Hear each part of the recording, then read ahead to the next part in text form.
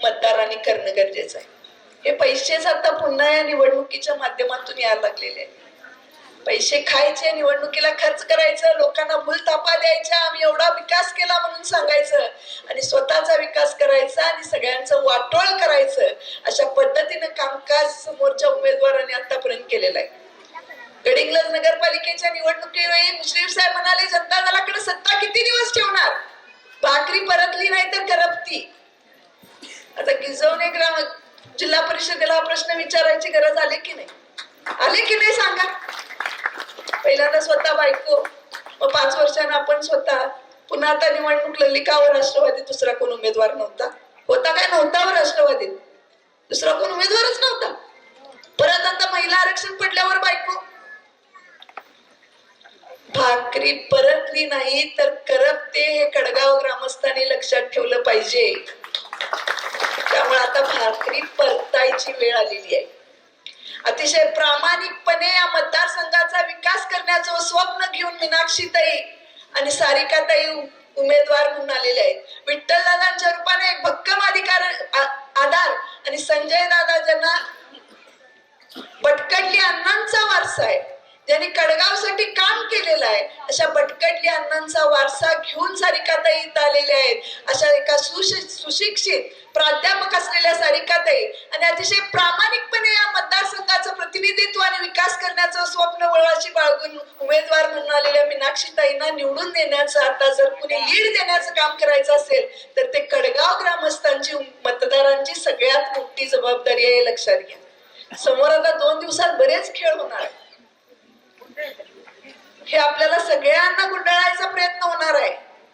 सगळे मोठमोठी आमिषही दाखवली जाणार आहेत आणि पाण्यासारखा पैसाही वाहणार आहे. पण सुज्ञ मतदारांनी हा पैसा कुठून आला हा विचार करण्याची गरज आहे. त्यामुळे माझी तुम्हाला हात जोडून कळकळीची विनंती आहे की केंद्रापासून दिल्लीपासून गल्लीपर्यंत भाजपचं सरकार आहे आणि हाच विकासाची गंगा आपल्या मतदारसंघात सुद्धा प्रवाही ठेवायची असेल तर आता भाजपाशिवाय पर्याय नाही. हाच विचार करून आम्ही भारतीय जनता पक्षात प्रवेश केला. आता हाच विचार करून या कडगाव आणि गिजवणे जिल्हा परिषदेचा जर विकास करायचा असेल तर भाजपाशिवाय पर्याय नाही, हे लक्षात ठेवा. शेवटी आमच्या निवडणुकीच्या वेळी असं म्हटलं गेलं की तिजोरी जर तुमच्याकडे असली तरी किल्ली आमच्या हातात आहे. आता मात्र दुर्दैवानं अजितदादांचा मृत्यू झालाय. आम्हालाही त्याचं खूप एक चांगला नेता गेल्याचं दुःख आम्हालाही आहे. पण आता तिजोरी भाजपाकडे आणि किल्ली भाजपाकडे आहे, लक्षात ठेवलं पाहिजे. त्यामुळं जर या मतदारसंघाचा प्रामाणिक विकास तुम्हाला पाहिजे असेल, जर या मतदारसंघात हे टगे लोक तुम्हाला घालवायचे असतील तर येणाऱ्या 7 तारखेला आपल्या मशीनवर 2 ठिकाणी भाजपचं चिन्ह आहे. माझ्या आया बहिणींना विनंती आहे, आता यावेळी 2 ठिकाणी तुम्हाला कमळ दिसणार आहे. वरच्या बाजूला जिल्हा परिषदेच्या मीनाक्षीताईंचा पांढऱ्या मतपत्रिकेवर कमळ आणि त्याच मशीनवर खाली गुलाबी मतपत्रिकेवर सारिकाताई यांचं कमळ. म्हणजे एक कमळ दाबून थांबायचं नाही, तर वरती एक कमळ त्याच मशीनवर आणि खालती एक कमळ असं 2 कमळांवरचं बटन दाबून मतदान पूर्ण करून या दोन्ही उमेदवारांना बहुमतानं निवडून द्यावा अशी विनंती करते आणि माझं मनोगत थांबवते. जय हिंद, जय महाराष्ट्र.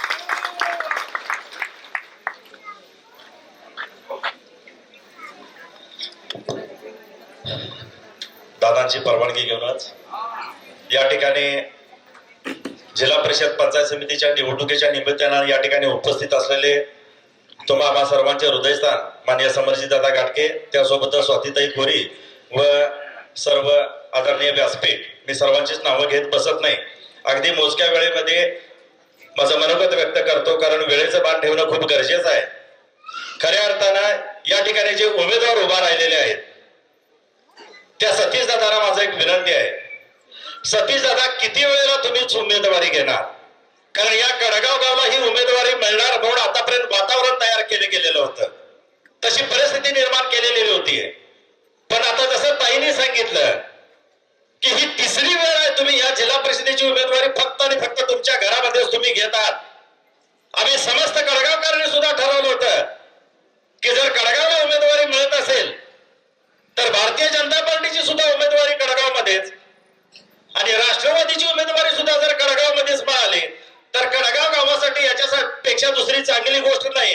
कारण तुल्यबळ लढत जर झाली तर हे पद कडगाव गावामध्ये राहतंय. हे स्वप्न संपूर्ण कडगावकरांनी बघितलेलं होतं.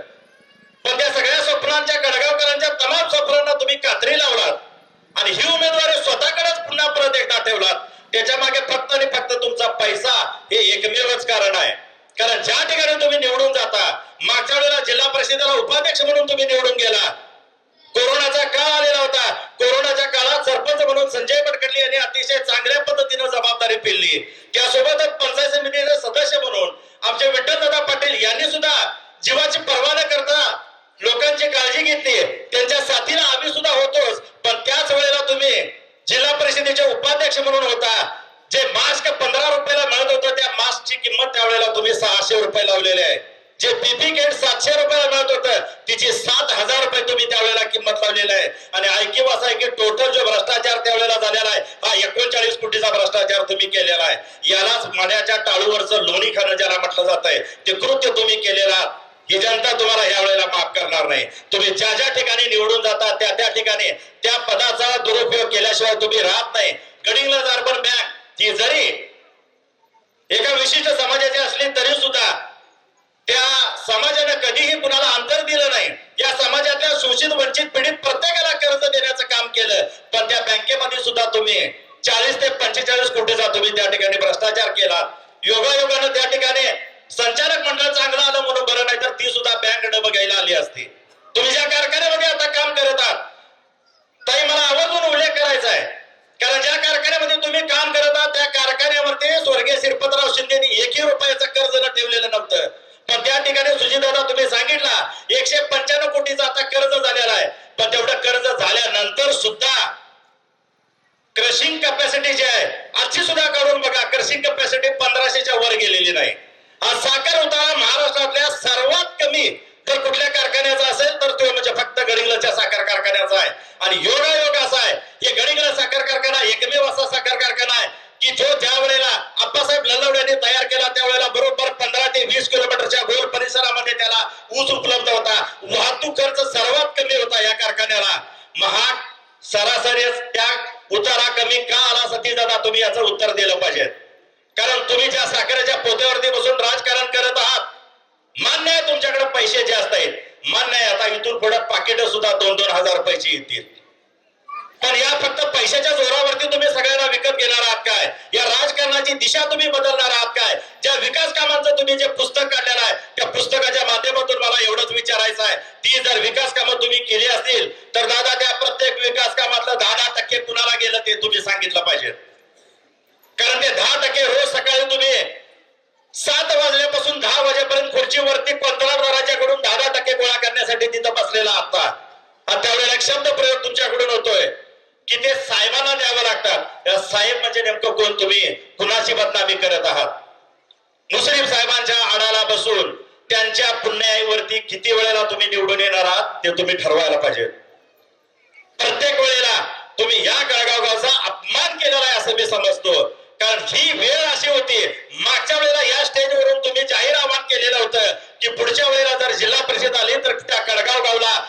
आम्ही ती उमेदवारी देऊ हे याच ठिकाणी याच व्यासपीठावरती तुम्ही सांगितलेला होता.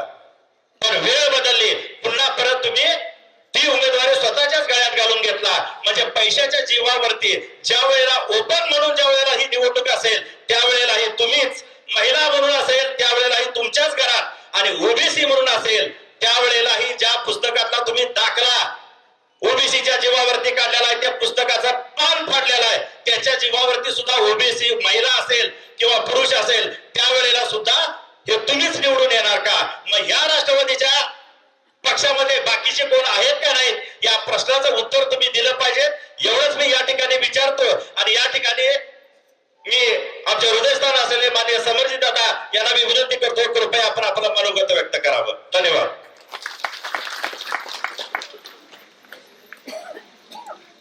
आज आपल्या जिल्हा परिषद पंचायत समितीच्या प्रचारानिमित्ताने या व्यासपीठावर उपस्थित ज्यांनी आताच आपलं मनोगत व्यक्त केलं, ज्यांनी नुकताच भारतीय जनता पार्टीमध्ये प्रवेश केला, त्या गडिंग्लज नगरपालिकेच्या माजी नगराध्यक्ष मान्य स्वातीताई कोरी मॅडम, उपस्थित कारखान्याचे व्हाईस चेअरमन रवी वनपटे साहेब, या जिल्हा परिषदच्या उमेदवार सौ मीनाक्षी विठ्ठल पाटील, पंचायत समितीचे उमेदवार सौ सारिका संजय भटकली, उपस्थित आमचे सहकारी विठ्ठल पाटील, सुजित देसाई, संजय भटकली, परमेश्वरी पाटील मॅडम, नंदकुमार गोरुले, नंदकुमार येसादे सर, करंबरीचे माजी सरपंच प्रवीण माळी, उपस्थित आनंदी चव्हाण मॅडम, बाळासाहेब शेलेकर, संजय पाटील, अजित जामदार, भाऊसो मोरे, शहाजी पाटील, रियाज नदाफ, मान्यवर व्यासपीठ, मोठ्या संख्येमध्ये आलेल्या आमच्या सर्व माता भगिनी, युवक, ज्येष्ठ, शेतकरी आणि आमचे प्रिंट आणि इलेक्ट्रॉनिक मीडियाचे आमचे सर्व सहकारी, मला असं वाटतं की 6 वर्षानंतर भारतीय जनता पार्टीच्या प्रचारानिमित्ताने मला इथं संबोधित करायला संधी मिळते आणि सगळी जुनी टीम परत एकत्र व्यासपीठावर मला बघायला मिळते, याचा मला सारखा अभिमान वाटतो. मगाशी आमच्या वहिनी आम्हाला सांगत होत्या की इथं महिलांची संख्या कमी यावी म्हणून काय तर जेवण काय तिथं त्यांनी ठेवण्याचा प्रयत्न केला. आमच्या माता भगिनी पण फार हुशार आहे, तिथं जेवून खाऊन परत तिथं बसल्या पाहिजे. जे नियतीमध्ये होणार आहे ते तसंच होतंय, त्याच्यात तुम्ही काही काळजी करू नका. मला असं वाटतं की आता इलेक्शन शेवटच्या टप्प्यात आले. कडगाव गावामध्ये सर्वात जास्त जबाबदारी आहे, कारण शेवटी या आपल्या दोन्ही उमेदवार ज्या आहेत त्यांच्या प्रतिनिधित्व करत संजय भटकली असतील का विठ्ठल पाटील असतील, या दोघांचं काम आपण सगळ्यांनी बघितलेलं आहे. या गावासाठी त्यांची तळमळ, या गावासाठी त्यांची धडपड, आणि मी तुम्हाला जबाबदारीने सांगतो की जिल्हा परिषद आणि पंचायत समितीचा जो विजय आहे हा या गावामध्ये या दोन्ही उमेदवारांना किती लीड मिळते याच्यावर अवलंबून आहे. आणि मी एक आपल्या सगळ्यांना सांगतो की दोन्ही उमेदवार माझ्या इलेक्शनमध्ये जेवढी काही कार्यकर्ते माझ्यावर इन्व्हॉल्व्ह होती, माझ्या इलेक्शन सक्रिय होती, ते विठ्ठलरावांनाही माहिती आहे, संजयनाही माहिती आहे, ते प्रत्येक डिटेल मिटिंगा घेत या सगळ्यांना मी जोडून दिले. माझ्या सगळ्या कार्यकर्त्यांना एक माझी विनंती की आपल्याला आता भारतीय जनता पार्टीचे जेवढे काही उमेदवार असतील त्याचा प्रामाणिक प्रचार करायचा आहे. ही दोन्ही उमेदवार भारतीय जनता पार्टीचे आणि वैयक्तिक माझे आहेत, आणि त्याच्यामुळं ही आपली जबाबदारी आहे की हे सगळे उमेदवार उच्चांकित मताने निवडून आले पाहिजे, ह्याची तुम्ही सगळ्यांनी काळजी घेतली पाहिजे. त्याच्याबरोबर मगाशी ताईंनी मला विचारलं की फार आम्हाला आरोप करताना संकोच येतो की तुमची आणि मुश्रीफ साहेबांची युती आहे, ती कागद तालुक्यात आहे, इथं नाही आहे. आणि इथं आल्यानंतर माझ्या उमेदवारांसाठी, भारतीय जनता पार्टीच्या उमेदवारासाठी जेवढी काय ताकद मला लावायला लागेल ही सगळी ताकद समरजी घाडगे आपल्या ह्या सगळ्या उमेदवारांच्या पाठीशी मी लावेन, ह्याचा शब्द मी तुम्हाला देतो. आणि माझी आपल्या सगळ्यांना विनंती आहे, ताईंनी आपल्या भाषणामध्ये उल्लेख केला, अजित जामदारांनी आपल्या भाषणामध्ये उल्लेख केला, त्यांनी सांगितले की पुढचे भ्रष्टाचारचे आरोप काय आहेत, मुद्दे काय आहेत हे आपल्या समोर आहे, आणि त्याच्यामुळं भारतीय जनता पार्टीला मतदान का केलं पाहिजे हे सगळ्या काळाची गरज आहे. कारण भारतीय जनता पार्टी हा एकमेव पक्ष या देशामध्ये आहे ज्याच्यामध्ये सातत्याने बदल होत राहतो. आज आपल्या देशाचे पंतप्रधान नरेंद्र मोदी साहेब आहेत. पुढच्या 15 वर्षांमध्ये पुढचं नेतृत्व कोण येणार याचंही नियोजन त्यांनी केलेलं आहे. आता मी स्वतः जिल्हाध्यक्ष होतो, पण जेव्हा भारतीय जनता पार्टीने निर्णय घेतला तेव्हा एका वेळी नवीन सगळे जिल्हाध्यक्ष त्यांनी संधी दिली, कारण या पक्षामध्ये नवीन चेहऱ्यांना संधी द्यायचं एक प्रथा आहे. आणि त्याच अनुषंगाने आपल्या दोन्ही उमेदवार जे आपल्या समोर आहेत यांना आपण निवडून दिलं पाहिजे. कारण एक सगळ्यात महत्वाची बाब की तळागाळामध्ये आपलं काम करणारे उमेदवार आहेत, तुमच्या आडी अडचणीमध्ये येणारे उमेदवार आहेत. आणि आता मी या गडिंग्लज परिसरामध्ये ताई बराच दौरा केलेला आहे. प्रत्येक गावामध्ये एकच आहे की प्रस्थापित आता आम्हाला बदल पाहिजे. आपण फक्त चर्चा करतो. आता शेवटच्या 2-3 दिवसामध्ये जे काय दसरा दिवाळी सुरू होतो त्याच्यामध्ये आपण हे विसरून जातो. आपल्याला सगळ्यांना झळ बसत आहे आणि त्याच्यामुळं प्रस्थापित हा बदल करायचा असेल तर आपल्याला कमळला बटन दाबून विजय केल्याशिवाय पर्यायच नाही. मी तुम्हाला आज आवर्जून सांगतो, आमचा मगाशी खासदार साहेब आणि आम्ही सूर्या हॉटेलमध्ये बसून चर्चा करत होतो. सर्वे मध्ये या सगळ्या सीटा आपल्या प्रॉपर स्पर्धेमध्ये आहेत. कोणीतरी काहीतरी सांगत असेल की त्रिकोणी लढत झाल्यामुळं आमचा विजय झालाय, असा काही होत नाही. आपल्या सगळ्या सीटा कट टू कट चालू आहेत. मी आपल्याला विनंती करतो, शेवटच्या 2 दिवसामध्ये ही उमेदवारी आपली आहे. कारण तुम्हाला रोज त्रास होतोय, तुम्हाला या प्रस्थापिताचा त्रास होतोय. फक्त 2 दिवस आपण या उमेदवारांसाठी द्या. मी तुम्हाला शब्द देतो, 5 वर्षासाठी उमेदवार तुमच्या आडी अडचणीमध्ये राहतील याचं मी जबाबदारीने शब्द देतो.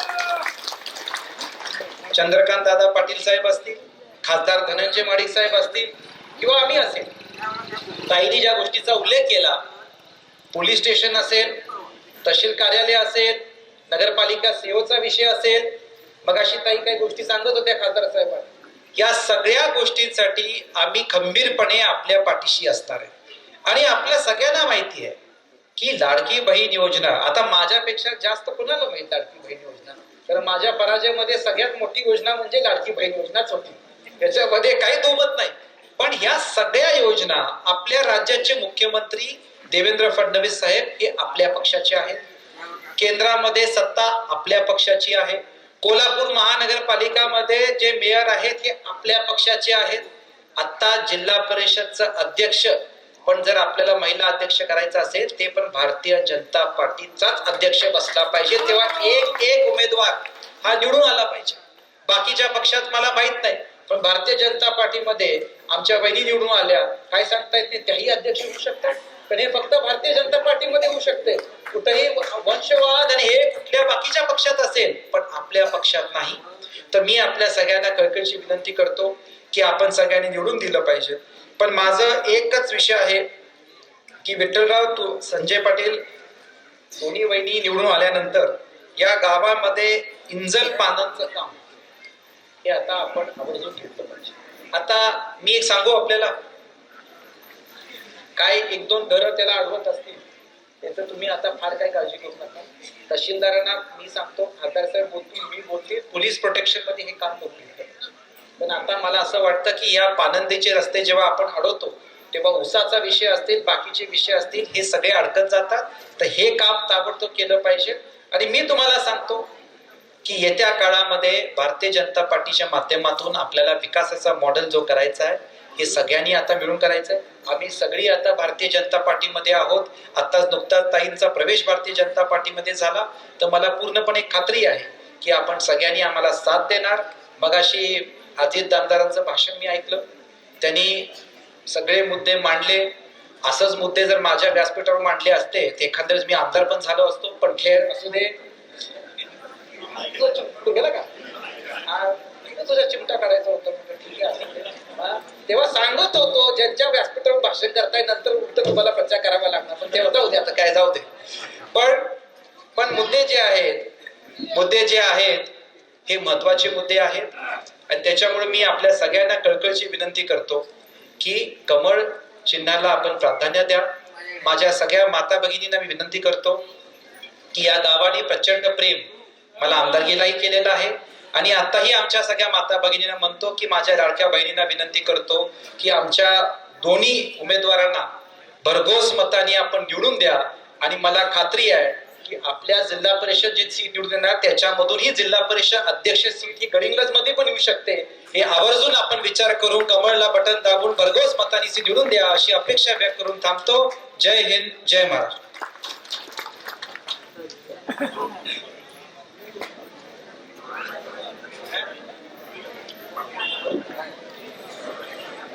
आमचे आदरणीय समरजित दादा तसेच